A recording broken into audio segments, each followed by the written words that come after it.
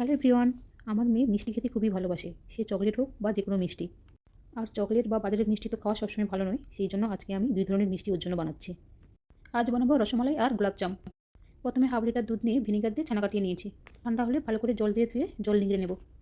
এবার থালার মধ্যে ছানা নিয়ে ভালো করে 10 মিনিট ধরে মেখে নেব। সুন্দর নরম করে মেখে নিতে হবে। এবার এর মধ্যে হাফ চামচ ময়দা ও 1 চামচ গুঁড়ো দুধ দিয়ে আবারও ভালো করে মিশিয়ে মেখে নিতে হবে।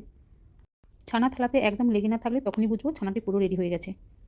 এবার ছানা থেকে লেচি কেটে নেব রসমালাই আর গোলাপজাম করার জন্য। এদিকে চিনি শিরার জন্য 1 কাপ চিনি ও 4 কাপ জল দিয়ে ভালো করে 10 মিনিট ফুটিয়ে নিয়েছি। এবার ওই শিরার মধ্যে রসমালাইয়ের লেচিগুলো দিয়ে ঢাকা দিয়ে 10 মিনিটের জন্য ফোটাবো।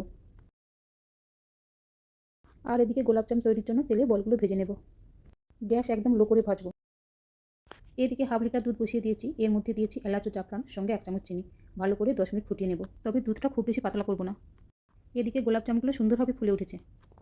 20 মিনিট পরে দেখলাম রসমালাইয়ের লেচিগুলো একদম রেডি। এবার দুধের মধ্যে দিয়ে 2 মিনিট ঢাকা দিয়ে রাখবো। আর এদিকে চিনির মধ্যে গোলাপজামগুলো দিয়ে 5 মিনিট ফোটাবো।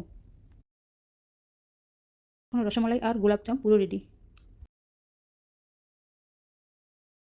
রসমালাই আর গোলাপজাম প্রত্যেকের সবার প্রিয়। যেমন নরম তুলতুলে হয়েছে, তেমনি দেখতেও সুন্দর হয়েছে। এই ফার্স্ট টাইম বানালাম, দেখা যাক মেয়ে কী বলে। আপনারাও খুব সহজে বাড়িতে বানিয়ে নিতে পারেন।